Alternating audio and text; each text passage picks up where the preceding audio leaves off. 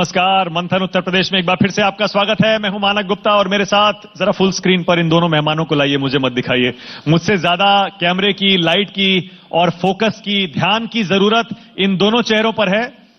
ये दो ऐसे चेहरे हैं जो राजनीति में भी हैं और राजनीति में नहीं भी हैं। मनोज तिवारी तो फुल टाइम पॉलिटिक्स में है ही, मालिनी अवस्थी भी। मैं तो इसीलिए आपसे पहले ही, आप हमसे कहें, हमने पहले ही माइक उठा लिया। मुझे लगता है कि हिंदुस्तान का हर वो व्यक्ति राजनीति में जो वोट डालता है। क्या बात है, बिल्कुल ठीक है।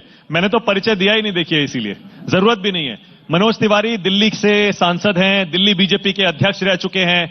उत्तर प्रदेश और बीजेपी में क्योंकि भोजपुरी फिल्मों के सुपरस्टार रहे हैं, यूपी और बिहार में खास तौर से बीजेपी के स्टार प्रचारक हैं। काफी बड़ा एक आधार भी है। मनोज तिवारी के नाम पर बहुत सारा वोट इधर से उधर और उधर से इधर हो जाता है।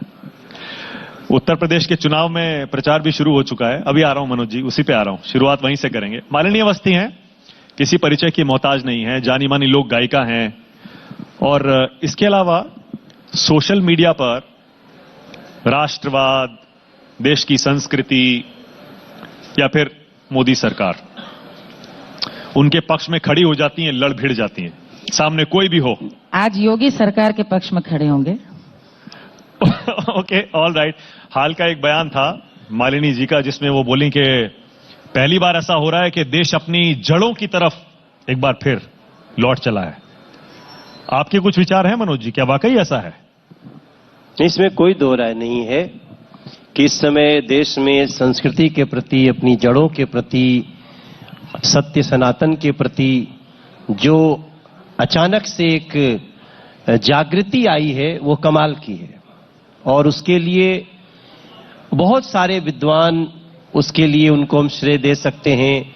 बहुत सारे मनीषी लोग हैं और निश्चित रूप से उसके लिए हमें वर्तमान केंद्र सरकार को और उत्तर प्रदेश की सरकार को भी उसके लिए हमको श्रेय देना ही पड़ेगा। मतलब आपके हिसाब से इस बार ये चुनाव में ये मुद्दे रहेंगे, संस्कृति, सांस्कृतिक राष्ट्रवाद, ये रहेगा मुद्दा, बड़ा मुद्दा रहेगा। देखिए, ये मुद्दा तो बहुत समय से भूल गया था। हमने अपनी इतिहास की जमीन को लावारिस छोड़ रखा था। हम अपने रोज रोज के कार्यों में सोचना ही भूल गए थे कि हमारी संस्कृति भी कुछ है, उन जमीनों को हमें खाद पानी देना पड़ेगा। तो जब अब देखिए समस्या क्या है, लोग उत्तर प्रदेश में इसलिए परेशान है कि योगी क्यों है, विपक्ष के लोग। तो भाई निश्चित है ना कि एक योगी होगा जो साधक होगा तो फिर भ्रष्टाचारी नहीं होंगे, फिर गुंडे नहीं होंगे, फिर गैंगस्टर लगेगा, फिर बेटियों को कोई छेड़ नहीं सकता है। तो अगर इस कारण किसी को उस वेशभूषा से, उस रंग से डर है, तो फिर वो हमारी धरती की सनातन संस्कृति को ही नहीं जानता। ओके मालिनी जी, ये मुद्दा रहेगा इस बार सबसे बड़े मुद्दों में से, आप इसे एक मानती हैं मुद्दा, संस्कृति और सांस्कृतिक राष्ट्रवाद? मुझे लगता है कि ये वैसा मुद्दा है जो मनोज जी ने बिल्कुल सही कहा कि जिस ओर से कहीं ना कहीं सबका ध्यान भटक गया था। हम एक ऐसी दिशा में बढ़ रहे थे जहां पर हम इस बात को स्वीकारना चाहिए, और सभी को ये बात मालूम है कि फिल्मों में भी आप साधु संत दिखलाएं तो विकृति के रूप में दिखलाएंगे, आप पाखंड के रूप में दिखलाएंगे। मंदिर या कोई पूजा की तो मुझे लगता नहीं कोई तस्वीर डालता हो। हम यहीं पर बैठे हैं, हम अयोध्या की बात करते हैं। विगत इतिहास रहा है भारत का कि न जाने कितने वर्ष और दशक बीत गए, किसी प्रधानमंत्री ने अयोध्या का दौरा नहीं किया। मुख्यमंत्री भी फैजाबाद आके चले जाते थे, अयोध्या नहीं जाते थे। ये मुद्दा कैसे नहीं होगा? ये एक आप समझ सकते, जब आप किसी चीज के अस्तित्व को नकारते हैं, किसी ने टीका लगाया हुआ, उसको आप पोंगापंथी कहते हैं। मेरे जैसी स्त्री, मैंने तो ये बहुत पूर्वाग्रह दुराग्रह दोनों सहा है कि ये तो पुराने जमाने की हैं। मेरा तो ये, मनोज जी तो मुझे शायद अब 25-30 साल से जानते हैं, मेरी वेशभूषा पहले से यही रही है, लेकिन सिंदूर तो भरना कोई घटना बता दीजिए, कोई पूर्वाग्रह दुराग्रह से आपको जूझना पड़ा? बिल्कुल, कई सारी। मैं आपको सबसे पहली तो अपने यहाँ की बताती हूँ कि मेरे पतिदेव प्रशासनिक सेवा में हैं, और कई बार ऐसा हुआ है कि जो हमारे जो वरिष्ठ सहयोगी जो अब नहीं है सेवा में, रिटायर भी हो गए, उनकी धर्मपत्नी जब मिलती थी तो बातचीत करें तो अब इंग्लिश का उत्तर तो इंग्लिश में देंगे, लेकिन पहनावे को देख के उनको लगता था कि इन्हें अंग्रेजी आती है और बेचारा लड़का तो ठीक ठाक है, देसी गवार दुल्हन मिल गई है बेचारी। तो मुझसे जब बातचीत उनकी हो तो वो कहें कि why are you always dressed like this, I mean this bindi and this sindoor, Y?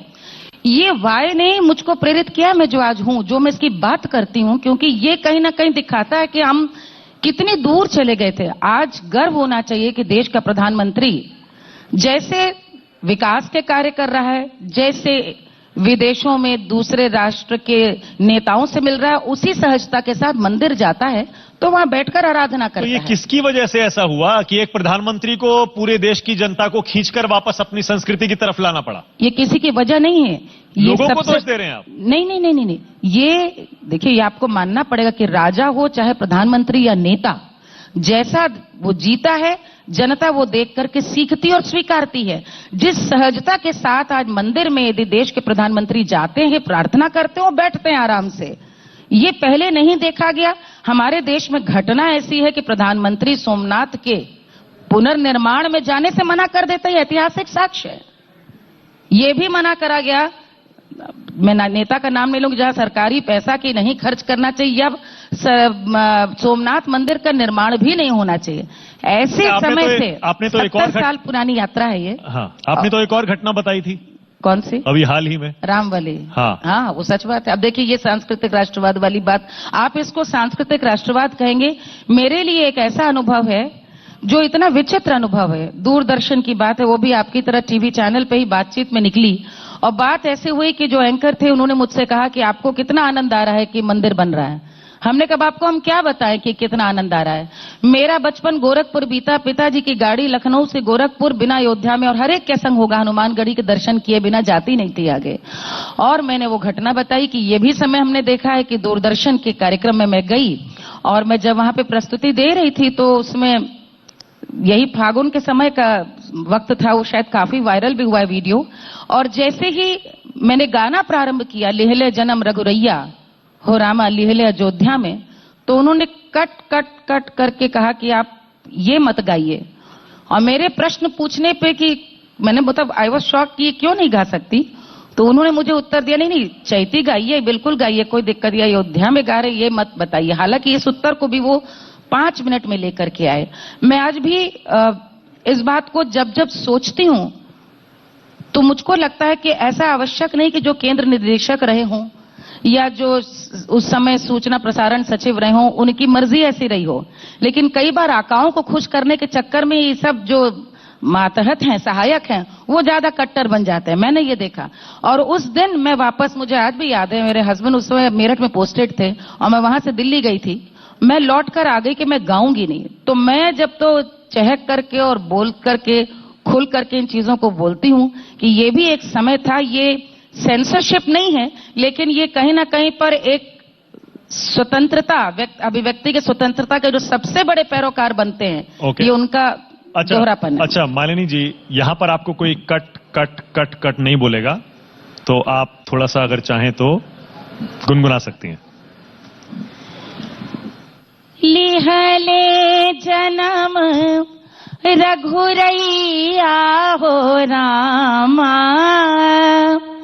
लिहले अयोध्या, लिहले जन्म अयोध्या। पिता दशरथ और माता कौशल्या, पिता दशरथ और माता कौशल्या, अरे भरत लखन शत्रु भाई हो रामा, लिहल अयोध्या में भरत लखन शत्रु भाई हो रामा, लिहल अयोध्या में लिहले जन्म रघुरैया। क्या बात है, क्या बात है, क्या बात है, बहुत बढ़िया। आप निकल गए प्रचार पर बीजेपी के लिए यूपी में, या अभी बाकी नहीं, है? मैं तो रोज प्रचार पे हूँ। नहीं, घूम रहे हैं, कुछ यूपी में जा रहे हैं? जी हाँ। कैसा रिस्पांस मिल रहा है, क्या है फीडबैक, क्या है आपका? बस्ती गए, सिद्धार्थनगर गए, काशी गए, तो बीच में आजमगढ़ भी गए, बहुत अच्छा है। लोगों का जो भाव है वो उनको समझ में आ चुका है कि उत्तर प्रदेश के लिए बीजेपी कितनी आवश्यक है। क्यों? इसलिए आवश्यक है कि भय मुक्त उत्तर प्रदेश बना है। माफ करिएगा, मैं रोक रहा हूं। मैं आपकी राय नहीं पूछ रहा हूं, मैं ये पूछ रहा हूं कि जिन लोगों से आपने बात की, हाँ। तो वो क्यों कह रहे हैं बीजेपी जरूरी है? देखो, उसमें तो बहुत सारी चीजें हैं। आप सबसे बड़ा तो जिस प्रदेश में 1,40,00,000 लोग 5 लाख का फ्री इलाज पा जाए, तो उनको क्यों नहीं इच्छा होगी कि 5 लाख रुपए तक का फ्री इलाज जो सरकार देती हो उसके साथ चलना चाहिए। अभी तक उत्तर प्रदेश में एक गुंडे का फोन भी आ जाता था तो आगे बहस नहीं होती थी, भैया ठीक है हमारा ये घर ले जाओ भैया, हमारी जान छोड़ दो, हमारा ये खेत भैया छोड़ दो भैया, हमें जान छोड़ दो। पुलिस से ज्यादा भरोसा लोगों का गुंडों पे था। आज वही गुंडे, उनके हवाई उड़ रही है, वही गुंडों के घर पे बुलडोजर भी चल जाता है पाप की काली कमाई पे, तो प्रदेश क्यों नहीं खुश होगा? ये उनकी बातों में दिखता है साहब। तो आपका असेसमेंट क्या है मनोज जी? कितनी सीटें पिछली बार के मुकाबले बढ़ेंगी या थोड़ी बहुत कम होंगी? देखिए, 325 सीट अपने आप में बहुत बड़ी बात होती है जो पिछली बार हमने पाया। हम सब की कोशिश है कि हम लोग इसको रिपीट करें।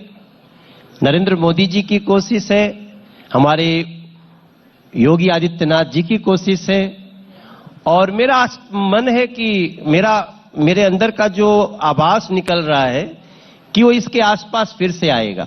325 के आसपास? हाँ, आएगा।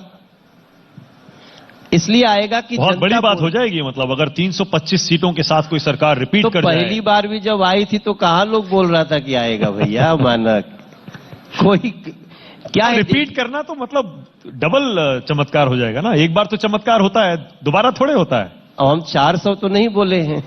अब दिल्ली में देखिए, क्योंकि आपका दिल्ली का एक्सपीरियंस है, पहली बार दिल्ली में अरविंद केजरीवाल कितनी सीट लाए थे? 67 सीट लाए थे जी। उसके बाद कम हुई थोड़ी सी।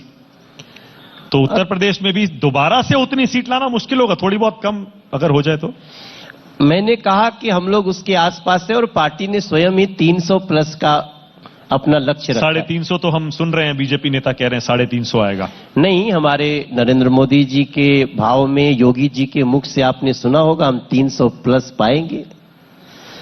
तो हम, यूपी की जनता तो जितना मांगो उससे ज्यादा दे देती है, और सत्य के लिए, विकास के लिए, भय मुक्त उत्तर प्रदेश के लिए, बेटियों की रक्षा के लिए, गरीबों के इलाज के लिए, गरीबों के घर में फ्री राशन के लिए, जब जरूरत पड़े उनकी दवाइयों के लिए, एक्सप्रेस वे के लिए, गंगा की, जमुना की स्वच्छता के लिए, ये सब के लिए उत्तर प्रदेश तैयार है। तो कोविड में हाल के दिनों में जो दूसरी लहर आई थी उसमें हमने देखा कितनी तबाही मची, सब जगह, उत्तर प्रदेश में भी हुई।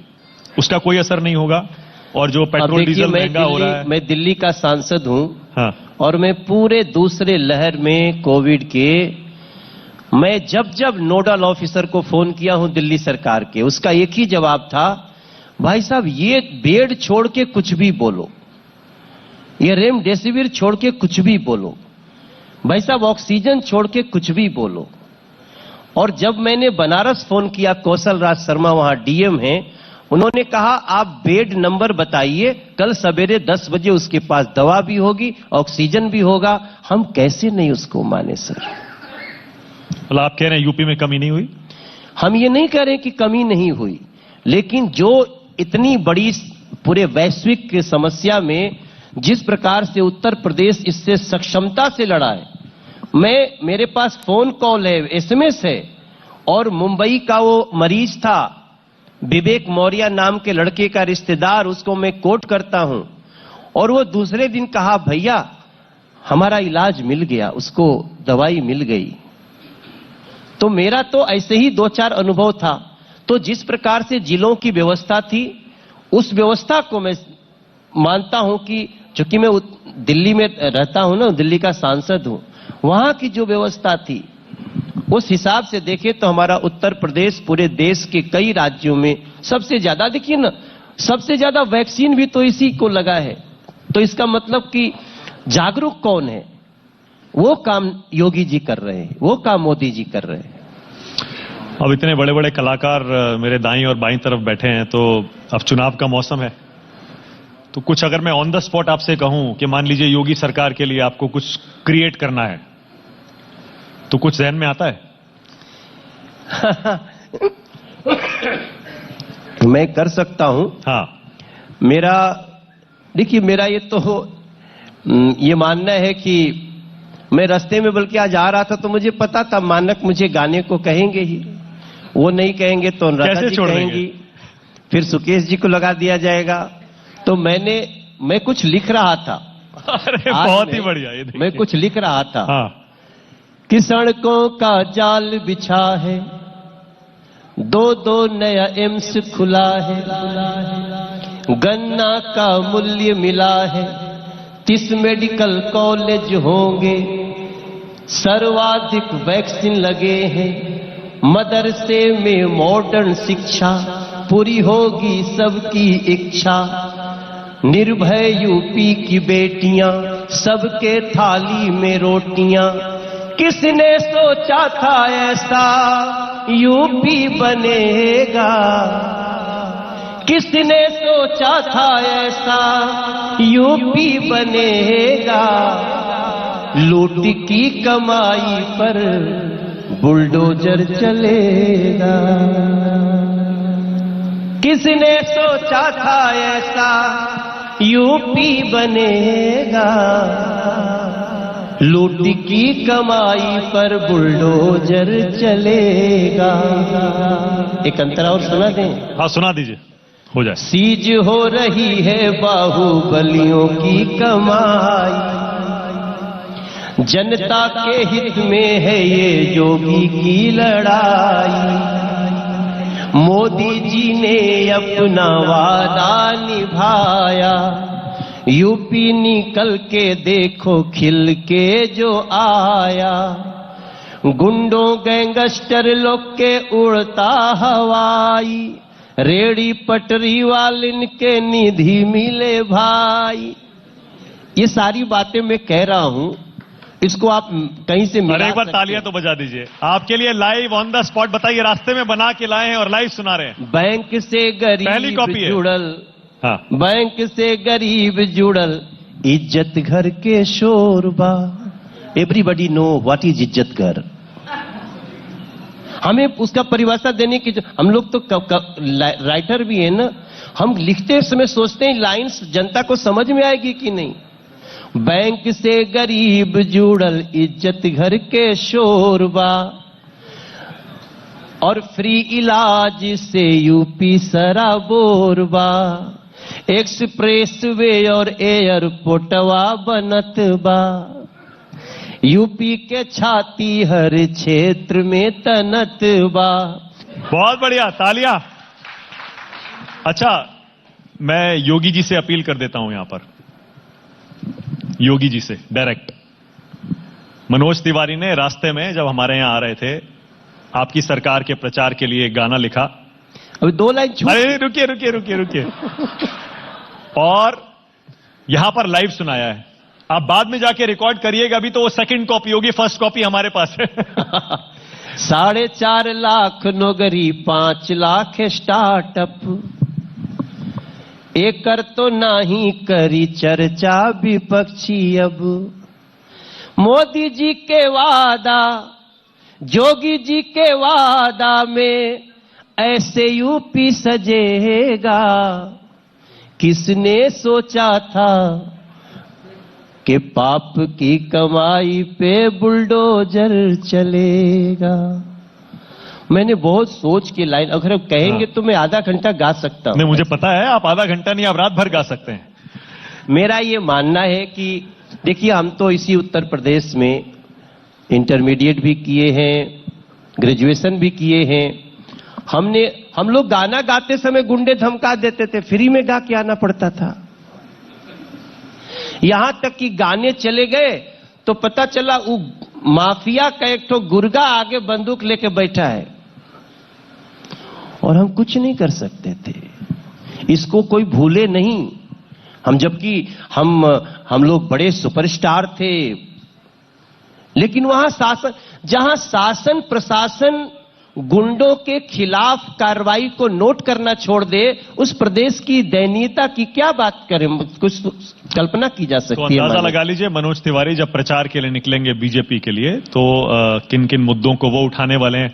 कलाकार कलाकार ही रहता है, राजनीति में उतर के MLA, MP, minister, chief minister कुछ भी बन जाए, कलाकार कलाकार ही रहता है। नहीं तो वो राजनीति में भी इसीलिए है, या लोकप्रियता भी कलाकार की है। वो कलाकार धर्म कभी नहीं छूट सकता, इसीलिए वो आप। और ये तो मनोज जी का बहुत पुराना, हम तो कब से देख रहे हैं। आप अभी नहीं भी बोले होते उनको तो भी वो रच करके कुछ भी गा सकते हैं। हम लोग कई बार, हम और मालिनी जी ये हम लोग गीत प्रोग्राम करते थे तो मैं अचानक हुए कि डुएट गाओ, तो ये बोलती ए मनोज क्या गाना है? हम के तू गाओ हम बना ले। हाँ, तो और ये गाती सवाल थी, मैं जवाब अपना- सवाल जवाब। ये भाभी तो का कोई- पार्ट गाती थी, मैं देवर का बना लेता था। तो कुछ डुएट हो जाए कुछ इस तरह। अब जब मूड बनी गया है, एक छोटा सा नहीं, डुएट आप- हो जाए, उसके बाद थोड़े सवाल ले लेंगे अपने ऑडियंस में से। कौन गीत गावल जाए भैया? आप कुछ भी गाएं, हम उसको उसमें स्वर मिलाएंगे और वो उत्तर प्रदेश का स्वर बन जाएगा। अरे निहुरा देवरा के बोलिया, हाय हाय न भावे हमके। सैया मोरे गैले राम पूरब के देशवा के, दिन पर दिन बीतल भेजे ना संदेशवा। देवरा बैठी बैठी बतिया, आय हाय बनावे हमसे, हाय बनावे हमसे, बनावे हमसे मुरहा देवरा। ये 10 साल पहले हमने गाया था इनको लेके। मुरहा हमारे यहाँ बहुत प्यार से एकदम गरिया करके भौजाई लोग बोलती हैं, और ये जब से ही सुन ले तब से दीदी कहने लगे हमको। मेरा आपका जवाब क्या था? मेरा जवाब होगा ना, अरे भौजी चिंता मती करी जा बजरिया, भौजी चिंता मती कर जा बजरिया, कि रास्ता अब की साफ भइल बा, कोई छेड़ी नहीं तो के हो गुजरिया, योगी के इंसाफ भइल बा। ऊ त हमरे पलम के बापर तपिया के रसता बिल्कुल साफ भइल बा। देखो मैंने अपनी 2 लाइन में जो बात कही, हाँ। भाभियों को भी बोलता हूं, उत्तर प्रदेश की भाभियों को, बेटियों को, कि निकलो घर से, जहां मन करे काम पे जाओ, ऑफिस जाओ, मंदिर जाओ, मस्जिद जाओ, जहां जाओ, कोई आपको nobody can touch, nobody can dash dash dash. मानक, मैं आपको हाँ। यहाँ पर एक अपना अनुभव बताना चाहती हूँ। अभी 1 सप्ताह पहले मैं प्रायः लखनऊ दिल्ली बाई रोड ही आती हूँ, एक्सप्रेस वे से ही। मैं गाड़ी से आ रही थी और 11 साढ़े 11 बजे के बाद ये जो मथुरा का जो टोल पड़ता है आगरा वाला, जब आप एक्सप्रेस वे से उतर के इस पे आते हैं तो गाड़ी रुकी हुई थी टोल के लिए, और पाली बदली तो जो दोनों लड़के थे वो हट गए और 2 लड़कियां आई नाइट शिफ्ट के लिए रात के 11 बजे, साढ़े 11 बजे। और मैं देख रही थी और मैं देखकर चुप थी, और मैं कुछ सोचती और बोलती उससे पहले जो हमारा ड्राइवर था वो बोला हमसे कि मेम साहब आप देख रही हैं, हमको लग रहा है कि जरूर यहीं पास में कहीं होंगे इनके पिता, या तो जो बगल में दुकान है वहां पे होंगे। गजब, इस सब रात में ड्यूटी दोनों कर रही हैं। तो हमने उसको यही उत्तर दिया जो ये बात अभी कह रहे हैं कि ये वाकई में बदलते हुए वक्त की, मैं खुद आपको कह रही हूं कि ये 1 सप्ताह पहले की बात है। और एक्सप्रेसवे सुनसान है, आपको पता है कि वहां पे सिर्फ रात की में बड़ी गाड़ियां निकलती हैं, लेकिन 11 बजे नाइट शिफ्ट के लिए टोल पे इतनी फियरलेसली 2 लड़कियां अपना आई, और दोनों जो गए दोनों लड़के थे। और उसको देख के मुझे वाकई लगा कि ये एक नया उत्तर प्रदेश है वाकई में, जहां पर हमने प्रत्यक्षतः देखा है कि कहीं सुनी बात नहीं है। तो आप कहा जाएगा तो आप प्रचार करने जाएंगी? नहीं, देखिए एक बात, अगर कहा जाए नहीं, ऐसा है, एक कलाकार हूं, एक नागरिक हूं, चिंतनशील व्यक्तित्व हूं। मुझे एक काम यदि किसी का अच्छा लग रहा है तो उसको बोलने की मेरी मुखरता है, लेकिन प्रचार का काम करेंगे ना, पार्टी के लोग हैं करेंगे पार्टी में। मेरा काम, आपने यहां बुलाया है, अपने स्वतंत्र उस अभिव्यक्ति की जो मेरी स्वतंत्रता है उसमें मुझे मुख्यमंत्री जी का कार्य, और मैं देखिए एक बात आपको बताऊं, हम लोग शुरू से लेकर यहीं पैदा हुए, कन्नौज में, यहीं पले बड़े, मिर्जापुर, गोरखपुर में, और यहीं पर जगह जगह तैनाती भी रही। स्वाभिमान एक बहुत बड़ी चीज है। उत्तर प्रदेश की छवि पिछले 3 दशकों में हम लोगों ने जिस तरह की देखी है, पिक्चर में कोई क्राइम हो रहा है तो उसकी घटना यहां की है, कोई भी क्रिमिनल है तो उसकी आप real life inspiration Uttar Pradesh से ले रहे हैं। जितने भी विकास कार्य हैं तो आप मान के चलते थे 19वीं, 20वीं, 21वीं, 22वीं, 23वीं पायदान में उत्तर प्रदेश है। एक आप कह सकते हैं कि एक आत्मबल या मनोबल गिर जाता है। क्या सही है क्या नहीं, आंकड़े में ये बताएंगे, सरकार बताएगी। एक नागरिक होने के नाते मैं कह सकती हूं कि उत्तर प्रदेश का मनोबल बढ़ा है इस समय। ये बहुत बड़ी चीज है। एक मनोबल ये बढ़ा है कि हाँ, हमारे यहाँ एक्सप्रेसवे बन रहे हैं, हमारे यहाँ काम हो रहा है, हमारे यहाँ लॉ एंड ऑर्डर है, हमारे यहाँ पर जातिगत चीजों से ऊपर उठ करके शायद अब प्रदेश के लिए कोई सोचने वाला है। ये एक स्वतंत्र ऑब्जर्वेशन है जो मेरा अपना ऑब्जर्वेशन है। और ये भी आप कह सकते हैं कि चूंकि हम दोनों तरफ से सरकार की काम को बहुत नजदीकी से देखते हैं, तो उनका मुख्यमंत्री जी का जो कमिटमेंट है और उनकी मंशा वो कितनी 24 कैरेट है, वो हम लोगों को बहुत पता चलती रहती है दिन रात। तो इसके लिए बहुत सम्मान करती हूँ उनका। ओके, मुझे लगता है मजा बहुत आ रहा होगा। एक पूजा के पास एक सवाल था, मेरी कॉलीग है पूजा। सवाल नहीं था, मतलब मेरी तो गुजारिश थी। मंच चुनावी है और माहौल म्यूजिकल हो चुका है, तो छोटे से सवाल के साथ मैं एक सॉन्ग भी रिक्वेस्ट करना चाहूंगी मालिनी जी आपसे। आपने शुरुआती कमेंट्स में ही बोला कि आप जो भी व्यक्ति वोट करता है वो राजनीति करता है, लेकिन हमेशा विवादों के केंद्र में आप क्यों रहती हैं? ये अक्सर ऐसा होता है। ये एक छोटा सा सवाल है और इसके साथ ही मैं चाहूंगी कि कोई एक बॉलीवुड गाना अगर आप हमारे लिए गुनगुना दें। शुक्रिया पूजा। मुझे लगता है कि कलाकार को जब कोई हम बाहर से देखते हैं तो हम ये मान के चलते हैं कि वो उसकी बुद्धि नहीं है, विवेक नहीं, ईश्वर ने सिर्फ कंठ दिया है गाने के लिए। जब वो मुखर होकर अपनी बात रखता है तो कहीं ना कहीं वो बहुत सारे लोग आपके जो फैंस हैं आपको सुनते हैं, तो उनको हो सकता है मन की बात न हो। और इसी डर से मैं आपको ये भी बताऊं, कलाकार मन की बात नहीं कहते, वो अपना काम से काम करते मुखर। लेकिन यदि कोई मुखरता से अपने विचार को रखता है तो वो कहीं ना कहीं बिल्कुल एक आलोचना कह लीजिए या विवाद कह लीजिए, जो भी आप कहना चाहें, लेकिन मुझे लगता है अपने सच के साथ जीना ज्यादा जरूरी है, उस ईमानदारी के साथ कि मैं जो हूं आपका हक है, आपका हक मेरा हक है और मैं वही बोलती हूं। और फिल्म का गाना आपने कहा है तो जो मन में आ रहा हो, जो भी आ रहा हो। ओके, तो अभी फिल्म आई थी दुर्गामती, उसमें मैंने गाना गाया है। बिन रांझे की हीर हुई मैं, बिन रांझे की हीर हुई मैं, आप ही अपनी पीर हुई मैं, बिन रांझे की हीर हुई मैं, बिन रांझे की हीर हुई मैं। क्या बात है। मेरे पास बस 30 सेकंड्स बचे हैं। पूजा, संजीव के पास एक सवाल है, जल्दी से अगर आप माइक संजीव को दे पाएं। शुरुआती गानों में से एक गाना था एमए लेके एडमिशन कंपटीशन देता, और उसमें आपने किसी नवयुवक की उस बेरोजगारी को दर्शाया था, जिसमें कि वो कह रहा है कि भैया बीए पास कर लिए, अब एमए में एडमिशन ले लिए, नौकरी नहीं भेटा रहा है। अब समस्या खत्म हो गई नहीं, या फिर आपको लगता है कि ये गाना आज भी रेलेवेंट है? फंसा तो नहीं दिया? नहीं नहीं, बिल्कुल नहीं। देखिए, हम सब ने बहुत सारे, और अगर आप खुश हो तो ये गाना गा दीजिएगा एक। नहीं, जरूर। मैं आपको बताऊं, मैंने 5 गाने ऐसे हमारे हैं जो अब कानून बन गए हैं। मैंने गंगा की स्वच्छता का गाना गाया था कि गंगा मैया के सवैया से बचा लाए भैया, भारत के कल्याण चाहे तो।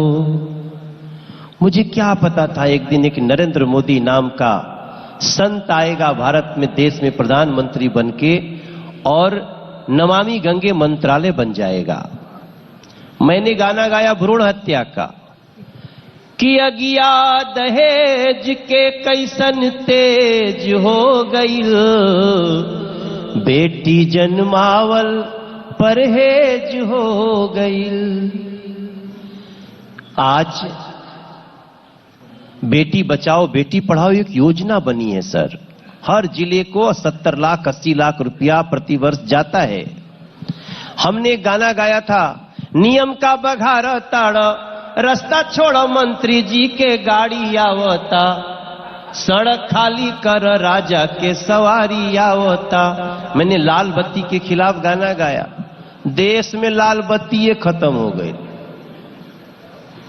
डिलीट कर दिया नरेंद्र मोदी जी ने लाल बत्ती को।